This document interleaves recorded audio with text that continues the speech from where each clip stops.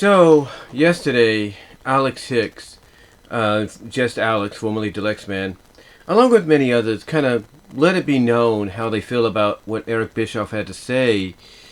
In his, I guess you could say, his response to Tony Khan, coming out and just, saying the things he did online about, beating WWE, about, oh, you want to do this, then, okay, I'll do that. Basically saying that, Tony Khan should, watch what he says and everything. And the moment Eric Bischoff gave the advice, as he called it, because he basically said that if Tony Khan would come to him for advice, he would tell him, hey, basically watch what you say, unless you can back it up.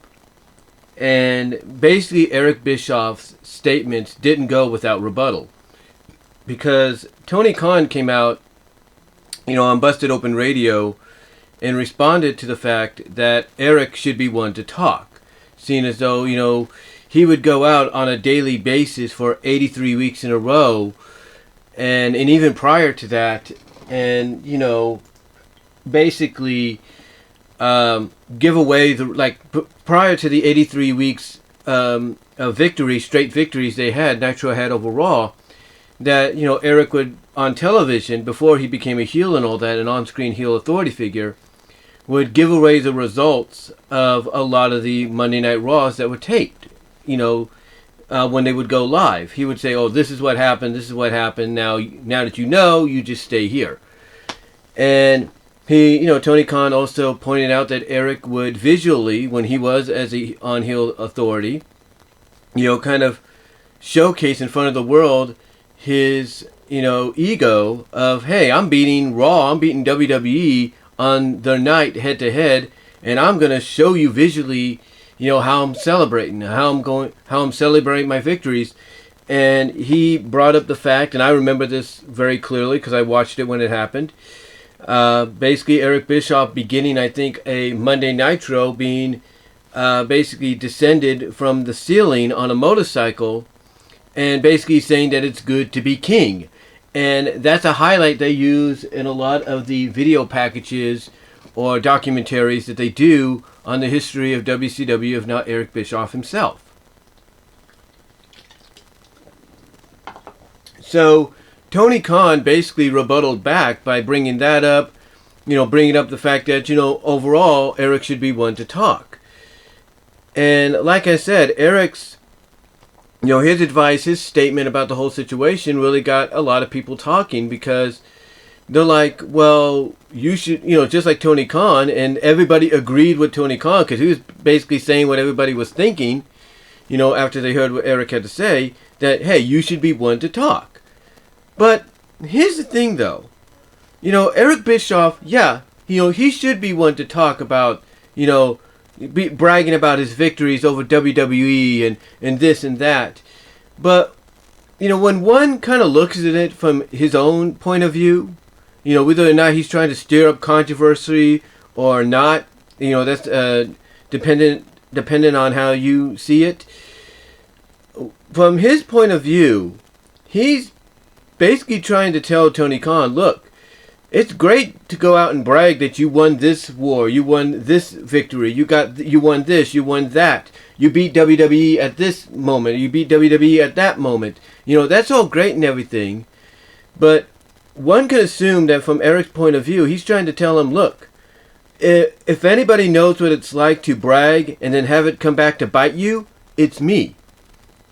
And maybe his advice, controversial or not, is trying to tell Tony, hey, less bragging, more focusing on your product. Like, less bragging about the victories you got, small or big or whatever they are, and focus more on making your promotion, your wrestling, your product better than better than the product you basically get these small to big victories over. And maybe that's what he's trying to do. And there's going to be some people that do defend him on that fact that, yes, Tony Khan needs to focus on making his product, his company, his promotion, better than the competition, so to speak, if you will. Now, were there some things that a lot of people agreed upon with Eric when it came to what he said? Absolutely. I mean, nobody's going to deny the fact that Eric, for 83 weeks in a row, which is why he titled his podcast that very name. For 83 weeks in a row, he beat WWE head to head at their own game, and he came closer than anybody, to putting them out of business legitimately. And nobody is denying also the fact that when he's telling Tony, from his point of view, hey, stop doing the cosplay competition deal, and focus more on your product, or if you really think you can, be better than this company that you're going up against, maybe you need to try to legitimately be the competition you say you are by going head to head. Yeah, there is some legitimacy to what he says, because right now the competition that Tony Khan and others look at when it comes to WWE is not on a head-to-head basis like it used to be with NXT, mind you. It's more along the lines of, how many viewers and how much of a rating did AEW get on Wednesdays and Friday nights over Raw on Mondays and SmackDown on Fridays that precedes it. That's mainly the competition that Eric is saying is more cosplay than legit. And that if he wants something to brag about, go legitimately head to head with them. And he does, again, have a point with that. He does have a point. But it's like I said in one video prior to this. Basically, it's the smallest of victories when it comes to AEW and their fans and all that, and those that want to see AEW succeed. It's the smallest victories that matter. It's not, did we, how big of a victory did we get going head to head with these guys or whatever? No. If they can come out and say, hey, we got more viewers on this night than you did on that night, and our ratings were a lot higher for our show than your on that night, than the ratings were for your show on that other night, then that's a small victory. It may not be a huge victory like going head to head and beating, Raw or SmackDown, but it is a big enough victory, small enough, medium-sized victory enough to, kind of come out once in a while and brag. And, Tony Khan is right. Tony Khan is right. He didn't want the war. The reason when you look at the facts, when AEW made the announcement that they were going to come on to Wednesday nights on TNT for 2 hours, WWE, didn't even consider Wednesday nights on USA for 2 hours, as a legitimate idea. I mean, maybe there was talk of doing 1 hour of NXT on Wednesday nights and that's it. But there was no talk of making it 2 hours, at the same time frame as AEW. The reason they did that is because WWE, they have this mindset, and it's the same with any major business, that's out there that has, some new competition that, that's being promoted as being potentially just as big, if not the future of the same kind of business you're in. You have those established businesses that are like, we're not letting these guys walk in and just take over. No. We're gonna set the standard. We're gonna show people that we're the be all end all, and these guys, they ain't gonna make a scratch. They ain't gonna do anything. And that's why, WWE, instead of probably locking down just 1 hour on Wednesday nights for USA like they probably wanted to do, went the 2 hour route because they're sending a message of, hey, you're not going to walk in here like anybody else attempted to do, like a previous major promotion once tried to do, and walk over us. We're going to start first, and we're going to show you and the rest of the world why we're the premier destination for wrestling and sports entertainment. And that was basically the mindset. But here's the thing. That mindset came back to bite them because of the fact that everybody knew before that decision was made that AEW was already going to Wednesday nights on TNT. They knew that, so they were ready for it. And that's why TNT, beat USA. That is why AEW in its debut beat NXT. Not just because it was the first official weekly show for All Elite Wrestling. It's the fact that people were already prepared. They were already set to watch it no matter what WWE tried to do. And that's a fact, because I was one of those people that tuned into AEW. I'm one of those people that went back and forth on that day, but primarily watched AEW more so than NXT. So, so basically WWE, what they tried to do was intimidate by going ahead 2 weeks earlier on USA for 2 hours on the same night and the same time slot that AEW was going to debut on with TNT. It's about intimidation, and the intimidation didn't work. The same thing with what they did for the 30 minutes. With that additional 30 minutes that they did on this past Friday. And, like I said in the previous video, that was done to help promote Crown Jewel. Let's not deny that. But it was also done, yes, I agree, to screw with AEW, because WWE, just like they tried to do with NXT when it came to Dynamite, they saw the fact that, hey, if we add a half hour more here on our FS1 presentation, or a presentation on FS1, if we go a half hour more and basically run into the first half hour of the hour-long Dynamite, guess what? We'll intimidate AEW, we'll take away their fans, and bring them over to us. But once again, that didn't work. It backfired, because basically a lot of fans saw what was going on. A lot of fans saw what WWE was trying to do, and it backfired because because one, and most of all, this is the most important thing I should say, they had become established to Rampage being on at that time and tuning into Rampage as the only wrestling show on Friday nights after SmackDown. They're not used to seeing SmackDown go over a half hour to try to compete with them. They were used to SmackDown's on for 2 hours, that's the end of them, onto AEW Rampage. All it did basically was blow up in WWE's face, because people became accustomed to Rampage being on at that time and tuning into Rampage at that time. Which is why they lost in the key demographics for the 15 to 20 minutes of that half hour that they went head to head. Now, true, there's no denying that, as we've all agreed on, that viewership-wise, SmackDown did annihilate Rampage. There's no denying that. But the thing is, for the 15 to 20 minutes that they utilized of that first 30 minutes, AEW won where it counted. And again, that goes back to what I said in the other video. It's the smallest victories that matter right now when it comes to this kind of a situation. Now, there is no doubt that, yes, it would be hard for Tony Khan if he decided one day to go head-to-head, take Rampage, and say, okay, we're going to move you up, by 2 hours, and we're going to add an hour, and we're going to be a 2-hour Rampage, and we're going to go up against 2 hours of SmackDown. Yeah, it would be hard to get the viewership numbers that they want, because SmackDown is on broadcast television most of the time, with a few exceptions here and there, depending on the time of year, like right now. And, people rely on broadcast television more so than cable at times. I mean, yeah, cable, depending on your provider or however you get it, has much more variety. I'm not denying that, but broadcast television could be seen all throughout. Like, you don't even have to have cable in your room. You just have to have some kind of special antenna, high definition antenna, if you will, to watch television, and there you go. So yeah, there's no doubt that, if they decide to do that, as we all agree upon, it would be hard, first few hard couple of months, for Rampage to try to really cut in to the viewership, that SmackDown on Fox, but over time they'd probably do so.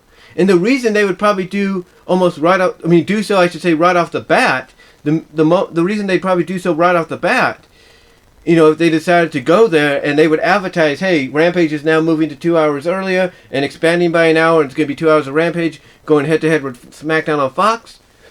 Yeah, there's no doubt that in the first week or two, maybe a couple of weeks, it would cut in a major way, huge way, with SmackDown. But would it beat SmackDown? And honestly, that's the big question people would like to have the answer to. And right now, it's a toss-up. It is a toss-up. I mean, viewership-wise, because SmackDown does come on earlier, it does get more viewers than Rampage because that comes on later. But if they were to move Rampage, like I said, to go head-to-head and add that additional hour, we might be singing a different tune right now. But again, we all can agree that if that was to happen, it would be basically, a hard high heel to climb. But at first, it would be a leap among leap in getting halfway to the top in the first couple of weeks if they decide to do that. But again, what Eric Bischoff is trying to say from his point of view is you can't claim a victory for just a 30-minute run, because even though that was a legitimate kind of a legitimate head-to-head, you can't claim victory unless you truly go head-to-head. And again, he has, as much as people may hate to say it, he does have a right to that opinion because he's been there and done that. But Tony Khan as well has a right to what he has to say by counteracting that, by saying Eric should be one to talk because he did this, he did that, he acted this way, he visually, in front of the world and on camera, bragged about his success, Oh, and another thing is he did so by showcasing former WWE talent in the main event, in the main event slot, in the upper mid card to main event slot, and that he rarely established new stars, and the ones that he did came basically, by lightning in a bottle or too late to matter or too late to care, if you will. Well, AEW, and this is where Tony Khan does have bit of a has justification in celebrating these victories. AEW's using former WWE established talent as well, but they're mixing it in with with up and coming talent that probably wouldn't get a fair shake on WWE television, NXT, Raw, SmackDown, or whatever. And by mixing that all together, by giving everybody equal opportunities, basically he's showing that they could beat, they could do what Bischoff did, but better than what he did, what I'm trying to say. Let me get something to drink here. I'm getting a little tongue tied. But basically, what he's saying is that he has justification to say that because, as I was trying to say before I got tongue tied there, Eric, he succeeded, but he only succeeded because most of the talent he showed was upper mid-card to main event level talent that were former WWE talent, most of them anyway. Oh, majority of them, I should say. Well, Tony Khan, being justified in counteracting what Eric says, he's basically saying, look, I'm doing something similar, although it's something I didn't really want in the first place, and I'm doing it not just with former WWE talent, but with talent that nobody really knows about, until they showed up on AEW. And that's a fact. That is a fact, if you will. But honestly, the thing is, both, do have a point when you really look at it. Both Eric and Tony have a point in what they say.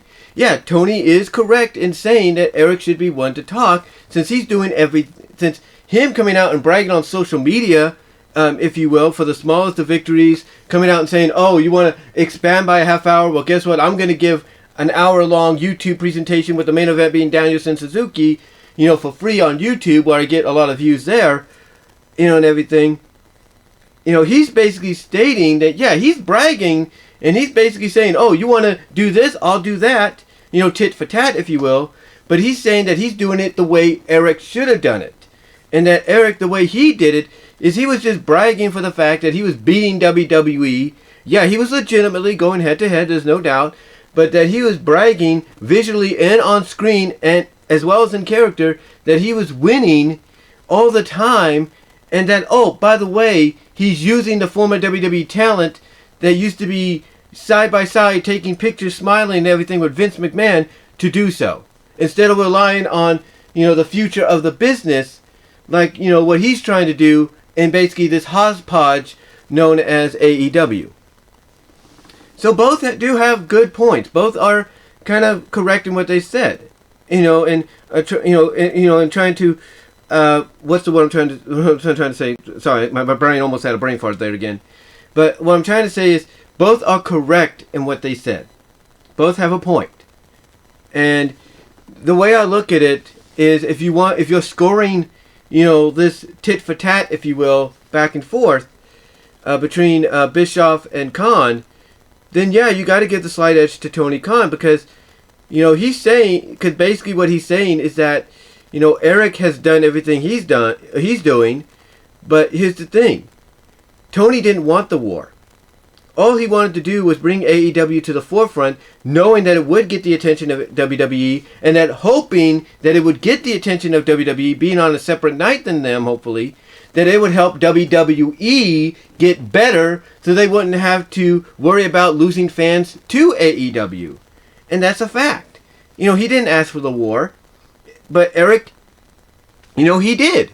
Now, some might say he didn't technically ask for it, but when your boss, Ted Turner, says, hey, what can we do to compete with WWE? And the first thing that comes out of your mouth is, give me 2 hours prime time on Monday nights. Or give me prime time. Or whatever. And then your boss says, okay, 2 hours on Monday night on TNT. Or however that conversation went. What are you supposed to do? You can't say no to your boss once he says that's what you're going to do. You could probably debate and say, well, can we do Tuesday nights, Wednesday nights? No, if he says do it, you're going to do it. End of discussion, or you lose your job. Period. So yeah, maybe he didn't entirely ask for the war or expect to go to war, at first, but he did accept it. He did embrace it. And he didn't just accept it and embrace it, he indulged in it. Which is different than what Tony Khan is doing. Now, some might say that Tony Khan is just saying what he's saying to save his butt, and that's a difference of opinion. But again, the slight edge has to go to Tony in this. But what do you guys think? Who do you think is better at talking about this, and it made more sense in the long run? Do you think it was Eric Bischoff, or do you think it was Tony Khan? Let me know down in the comments section below. Live chat during the premiere. Like the video, check out the Teespring store. We got a couple of new items up there you guys can check out. As well as check me out at BW Roses discussions on all your favorite audio podcast locations except for Pandora. As well as check me out at BW Roses on Venmo. Check out my Patreon at BW Roses. I do apologize if I rambled and talked really fast here. This is what happens. Like I said, one of my t-shirts on my Teespring store, the very first one I put up there, says it best. This is what happens when you go unscripted, uncut, and on the fly, and by being yourself. But let me know what your thoughts are, and I'll talk to y'all later.